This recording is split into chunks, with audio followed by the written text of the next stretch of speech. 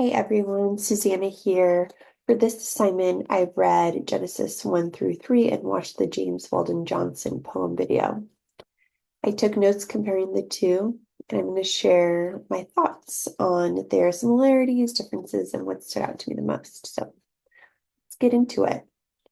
How are they different was the first question. So the biggest difference, oh, and here are my notes. So I took notes, I printed them. I also have it written here. So I'm going to write out, say what I wrote out. But the biggest difference between Genesis 1 through 3 and the James Weldon Johnson poem is the tone and the storytelling style. So Genesis presents a structured and direct account of creation, almost like a list of what God did each day. It's very methodical. God speaks, creation happens, and it is good.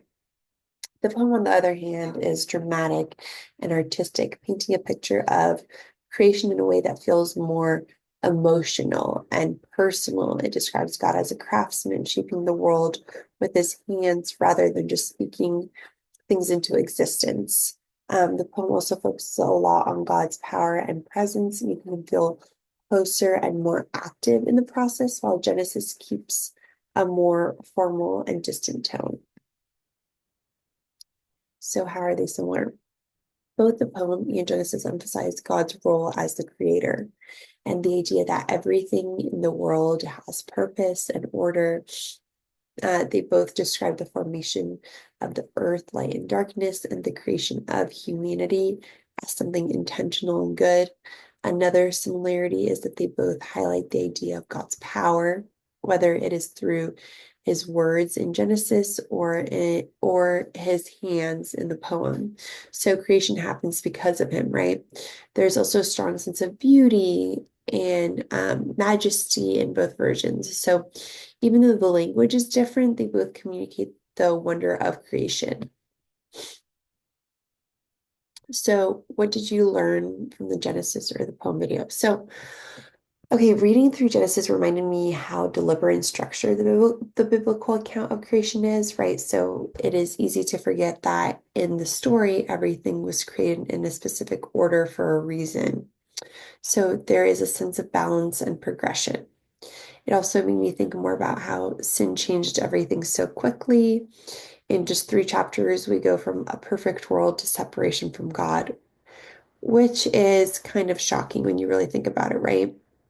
So the poem, though, made me see creation in a different way. It made it feel more alive and more personal, like God was deeply involved in every detail. The way it describes him shaping the world and bending over to breathe life into man made it feel intimate, almost like an artist working on something with care and love. The imagery stuck with me more than the straightforward reading of Genesis. Um, so what did you like or dislike about either source? So I liked how clear and structured Genesis is. It gets straight to the point and tells the story in a way that is easy to follow. But at the same time, I found myself wanting more emotion in it, right? It is such a big moment, the creation of everything, but it is told in a way that feels a little distant. The poem, on the other hand, was really engaging. I loved how visual and dramatic it was, and it made me think about creation in a way I had not before. But sometimes the artistic language felt a little too much, like it was adding things that were not in Genesis just to make it sound better.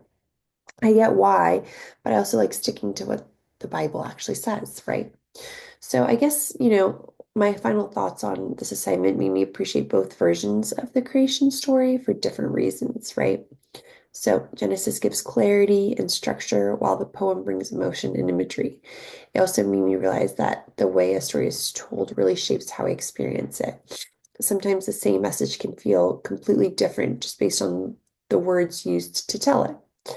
So, yeah, that's it on my end. And sorry, I'm really sick this week. Something's going around in Austin. Um, Congested, sick, cough. So I apologize, but thank you so much for your time, everyone.